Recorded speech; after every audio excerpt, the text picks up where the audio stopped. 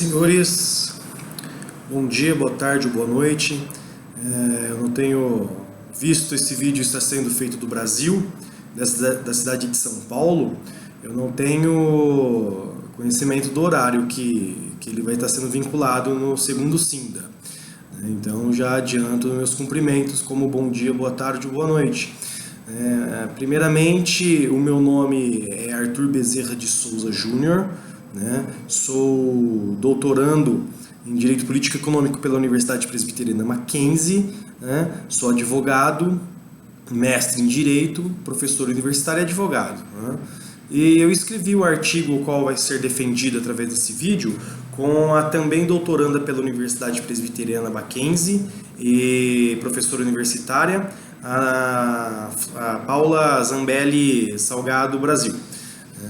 E de antemão, antes de começar a defesa do artigo, eu gostaria de dizer que é uma honra muito grande participar novamente desse simpósio internacional, SINDA, já vista a sua importância e tanto na democratização da pesquisa científica no direito, quanto a essa oportunidade de termos essa ponte entre Brasil, Portugal e Espanha. Eu me sinto muito honrado e muito feliz com a possibilidade novamente dessa participação. E também, já de antemão, agradeço às pessoas dos doutores, Rubem Miranda e Fábio Veiga, que sempre muito gentis, sempre muito presentes, eles corroboram com essa interação entre países e nessa produção científica tão sinérgica, entre nós de outras nacionalidades. Então, muito obrigado, já estendo aí o meu agradecimento aos doutores. Pois bem, sem perder muito tempo, sem muita delonga, o artigo que eu estarei defendendo dentro de um grupo de trabalho ali, de uma temática dos problemas atuais da jurisdição constitucional, é o artigo Os Tratados Internacionais de Direitos Humanos, e a questão do bloco de constitucionalidade, no que se refere à questão do controle de constitucionalidade.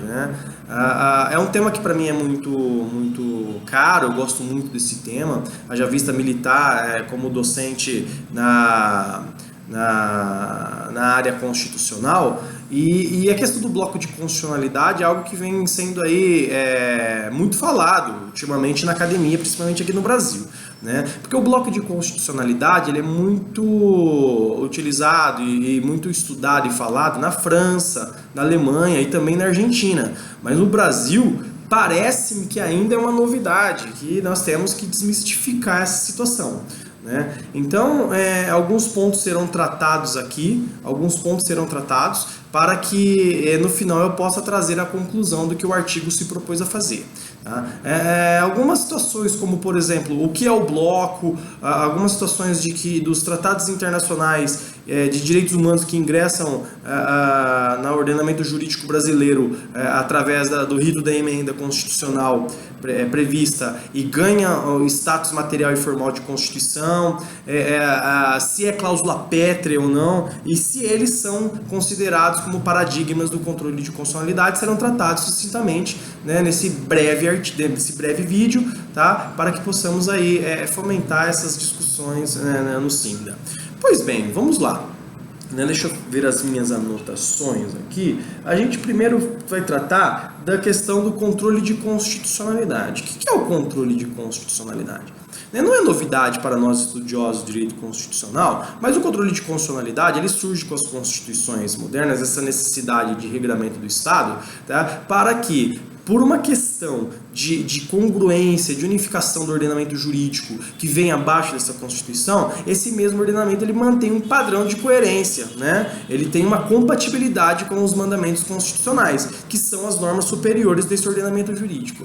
Então, as constituições modernas, elas criam esse mecanismo que fazem essa averiguação de compatibilidade formal e material das normas que estão abaixo da Constituição e elas conseguem manter essa coerência, essa padronização, para que o nosso sistema jurídico ele seja unificado e não tenha as incongruências, né? A Constituição ela possui força normativa e ela é o elemento máximo dentro do que a gente pensa aí de um fracionamento escalonado, piramidal do ordenamento jurídico. Pois bem, para que haja essa questão desse controle de constitucionalidade, né, as normas elas vão passar no Brasil no controle difuso. Qualquer juiz no Brasil ele pode fazer esse tipo de controle, mas para que seja extirpado, retirado do ordenamento jurídico, é passado pelo crivo do Supremo Tribunal Federal, né, que é o guardião da Constituição, e ele tem esse poder, pelo artigo 102, de fazer esse tipo de análise, né, se há compatibilidade formal ou material de uma legislação infraconstitucional com a própria Constituição Federal. Pois bem, esse é o controle de constitucionalidade. É você perceber se uma norma infraconstitucional ela é compatível formalmente e materialmente com a Constituição. Tudo bem, tá? A grande questão é que se abre o seguinte: quais normas elas podem então estar sendo usadas como parâmetro, né? Parâmetro de controle de constitucionalidade. Qual é a norma que você vai usar de paradigma para o controle de constitucionalidade? Então, basicamente, as próprias regras contidas no bojo da Constituição, elas são os paradigmas do controle de constitucionalidade. Contudo, existe uma nova teoria, existe uma nova visão do direito constitucional, que é o bloco de constitucionalidade. E o bloco de constitucionalidade, ele é uma representação de que outras espécies normativas que não constam no corpo constitucional, eles podem ganhar status material de Constituição, né, de força constitucional, que é a questão do bloco. Por exemplo, no Brasil hoje, muitos defendem que o bloco de constitucionalidade, além da Constituição Federal, nós temos as interpretações constitucionais, jurisprudência constitucional, costumes, né, princípios gerais. Eles ingressam a questão do bloco, ou seja, um conjunto, né, de outros fatores e outros elementos normativos que não estão dentro da Constituição, mas que ganham esse status constitucional, materialmente constitucional. Mas a grande discussão é no que tange a questão dos tratados internacionais de direitos humanos, né, que foram ratificados no Brasil pelo rito da emenda constitucional. Como assim?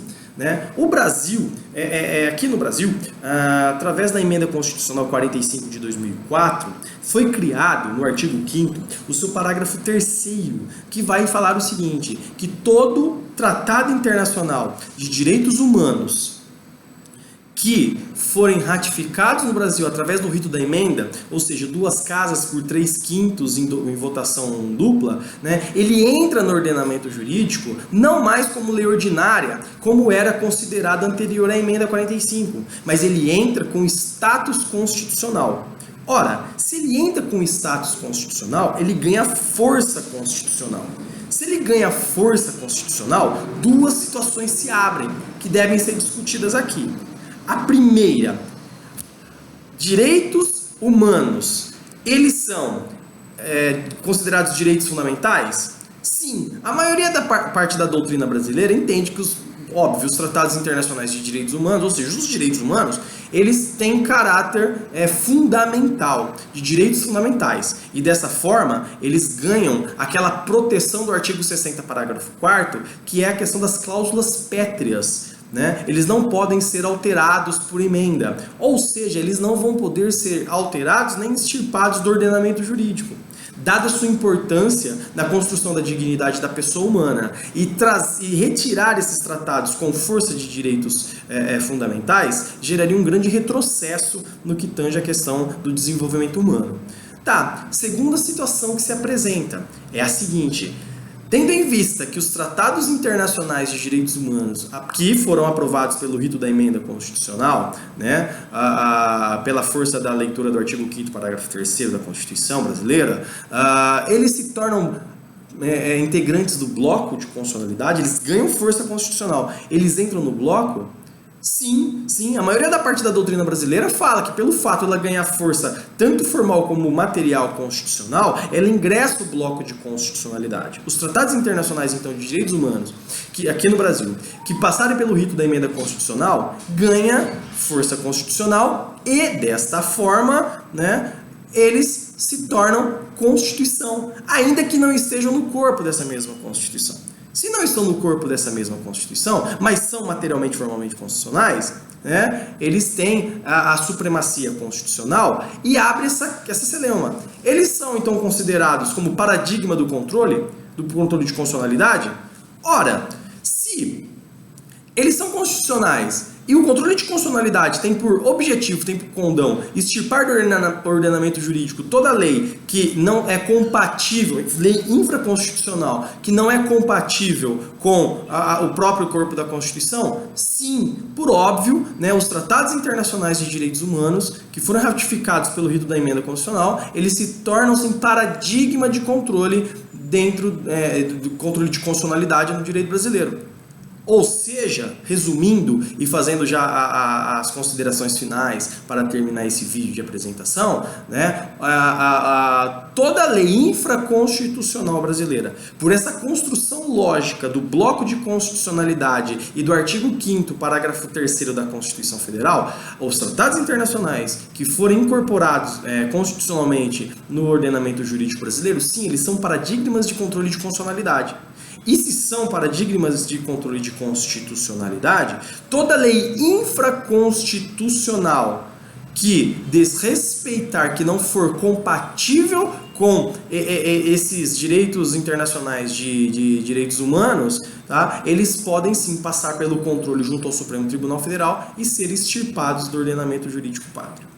Senhores, era isso que eu queria defender do artigo que nós propomos, né? Eu e a Paula Zambelli. Eu espero que de alguma forma tenha aí gerado o fomento em vocês, né, o gosto para discutir esses assuntos, e nós estamos à disposição aqui no Brasil, junto à Universidade Presbiteriana Mackenzie, para continuar essas discussões de suma importância.